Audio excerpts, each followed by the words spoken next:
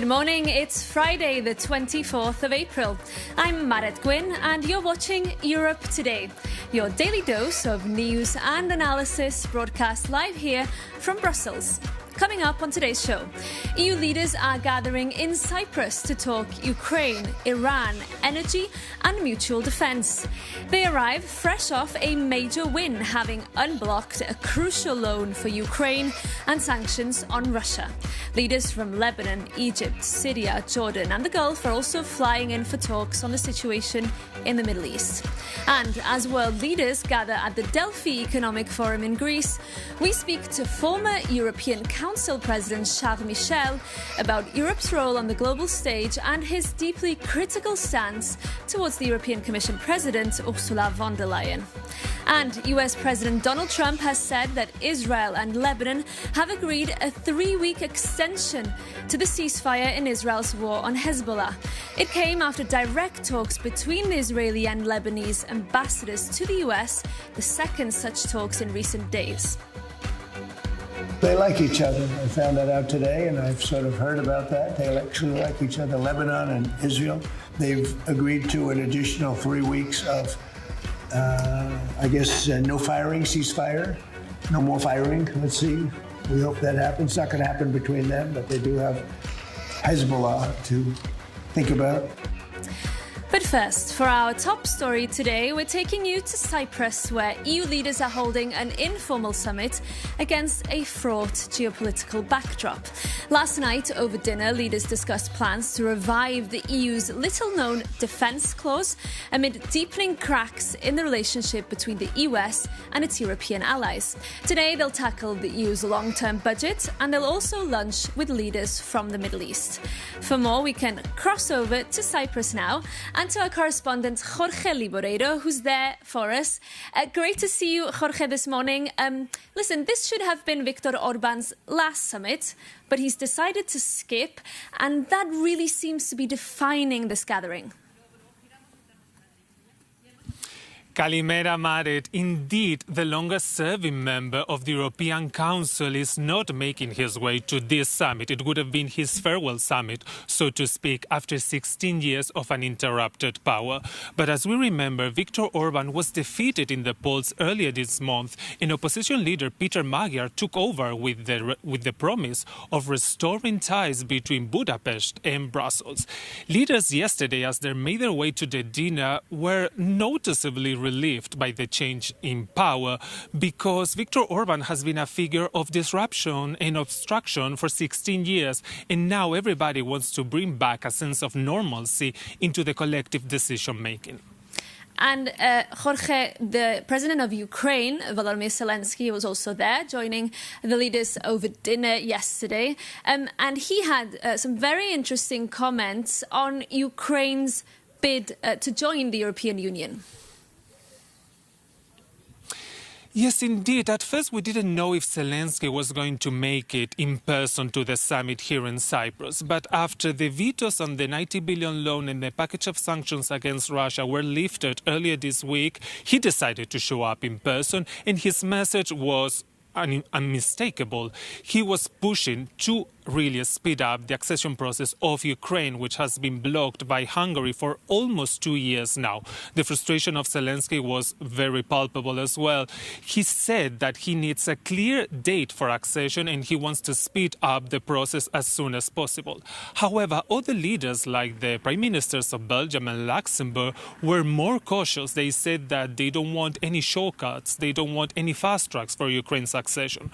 So my short analysis here in Cyprus is that after the end of the Orban era, EU leaders will have to finally face head-on the complex issue of Ukraine's accession with no easy answers.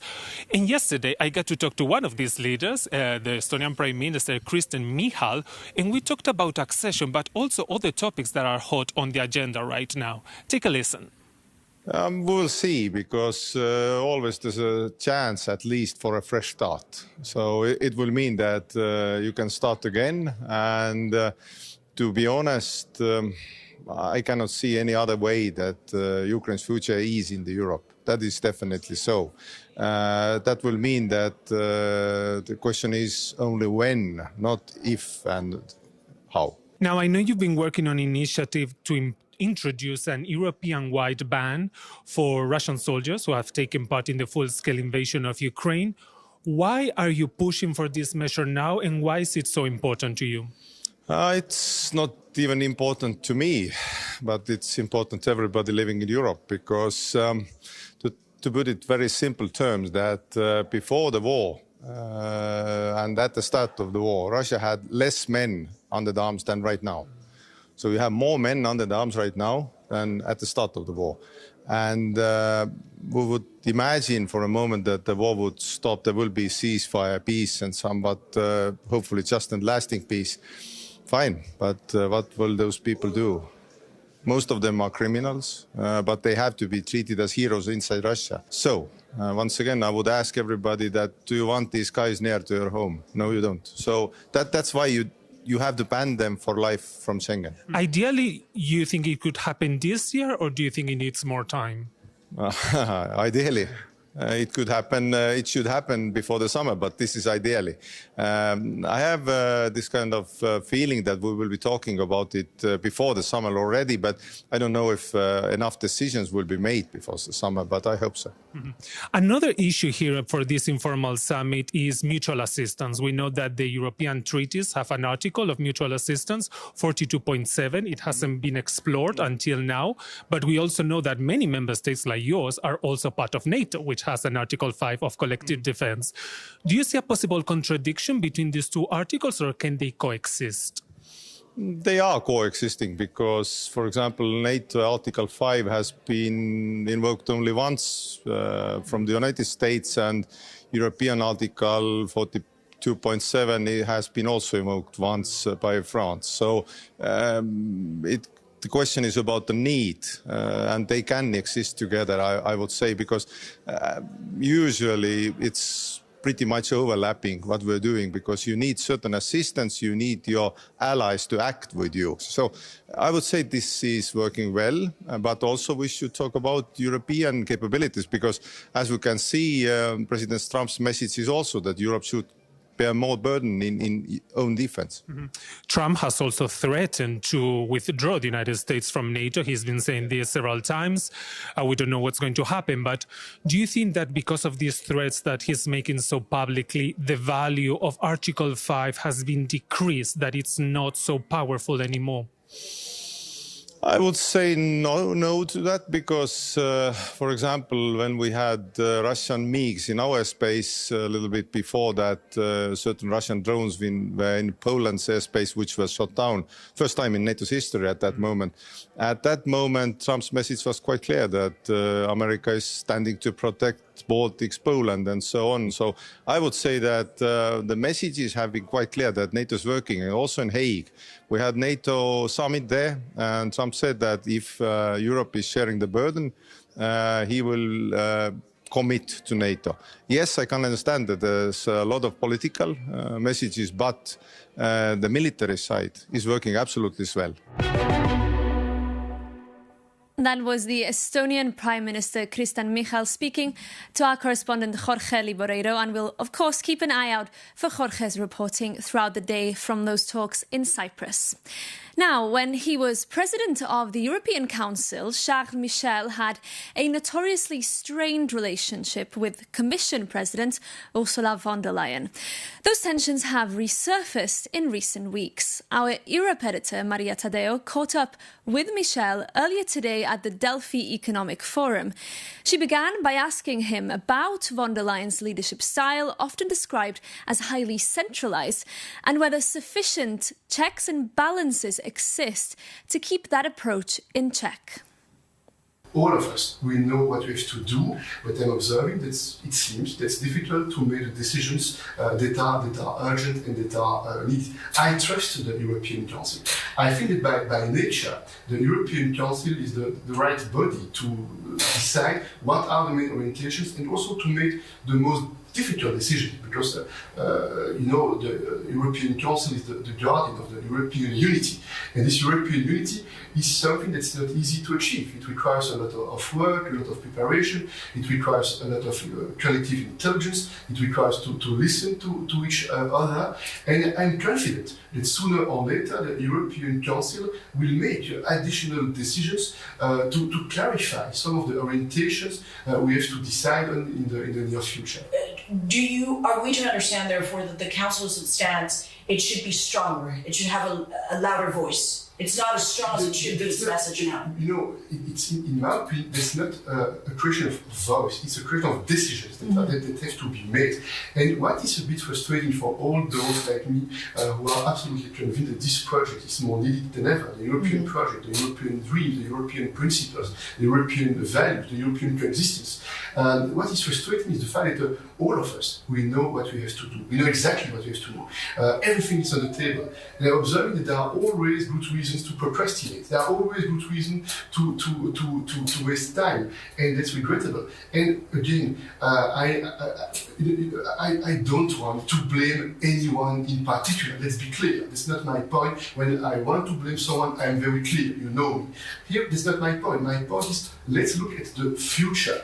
And we have tools, we have capacities, we have capabilities, we have great companies, we have great searchers, we have a lot of strength within the EU.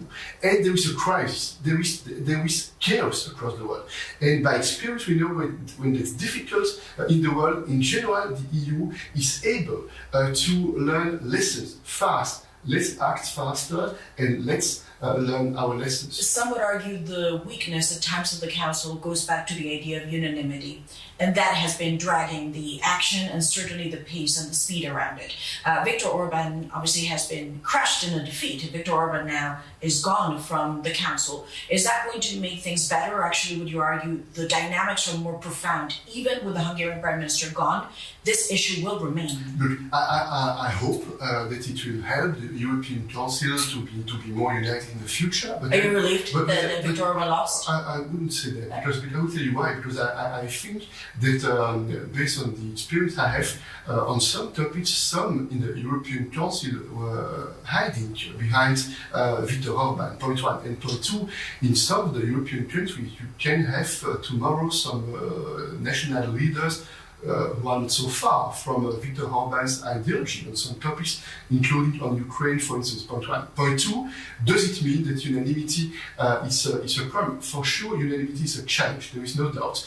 But I think we should think carefully before making the decision to not to use unanimity anymore, because if you stop to try to involve every country in the same decision, the risk is that you will weaken the weight of the EU at international level.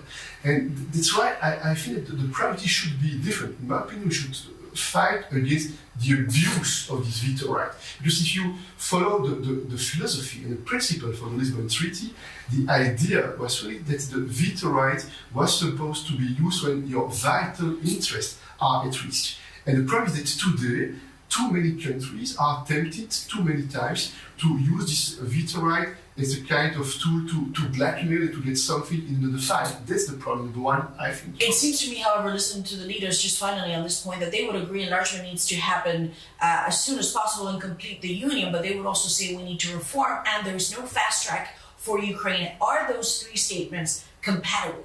Yeah, but what you are mentioning is agreed language, no fast track, etc. When we want to do something, but in parallel, we add a sentence so that it is in fact more difficult to get the result. Let's be clear. There is no doubt that in those countries they have to do their homework and they know what they have to do. They have to put in place the reform. They have to guarantee the independence of justice, to fight against corruption, etc. Point one. On the other hand, let's be honest. In some of the European countries, it was very comfortable to use the argument of those countries not acting as fast as needed, because there is, in some European countries, a difficult political debate with this enlargement policy. And I think in those circumstances, we we could all win if we tell the truth to our people. Everywhere in Europe, the future will be more stable, more secure with them within the EU. And of course, there's some efforts, but there's also other efforts that are needed in terms of domestic reforms and in terms of what kind of policy we put in place. That was the former president of the European Council, Charles Michel, speaking to our Europe editor, Maria Tadeo. Now, the FIFA Football World Cup is just around the corner, happening this summer, of course, in the US, Canada and Mexico, and it's becoming deeply intertwined with global politics. The Trump administration is reportedly working behind the scenes to replace Iran, which did qualify for the tournament, with Italy, which painfully lost in the playoffs to Bosnia and Herzegovina, missing out on a spot in the World Cup for the third consecutive time. For more, our Jakob Jannes has this explainer. Could the 2026 World Cup see a team that failed to qualify take to the pitch? A plan is brewing in Washington to give Italy a wildcard entry by replacing Iran. Paolo Zampolli, a special envoy to President Trump, confirmed he has pitched the swap to both the White House and FIFA President Gianni Infantino. But wait a second, is this game changer even in the rule book? The Financial Times reports this is an attempt to repair ties between Trump and Italy's Giorgia Meloni after the Republic spat over the Iran war and the Pope.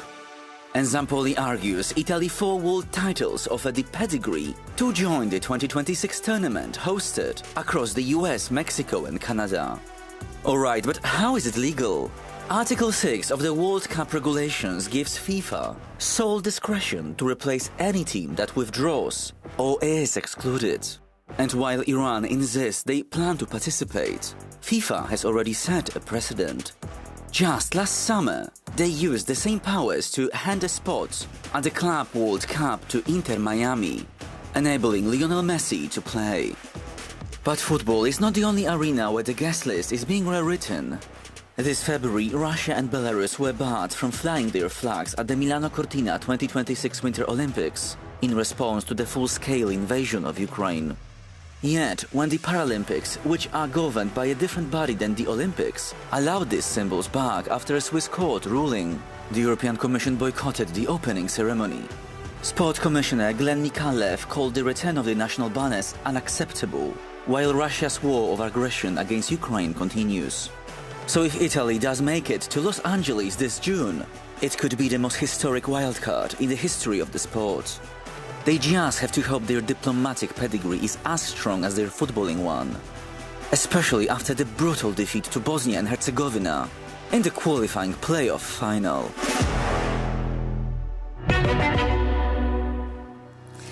And that brings this edition of Europe Today to an end. Thank you so much for your company today and throughout this week. We will be bringing the latest from that meeting of EU leaders taking place right now in Cyprus. Our correspondent Jorge Liboreiro is there on the ground. Keep an eye out for his reporting throughout the day on Euronews and Euronews.com. You can also get in touch with us. Email us at europetoday@euronews.com with your tips, questions and feedback. We love to hear from you. We'll be back on Monday with more news and more analysis from Brussels and across our European bureaus.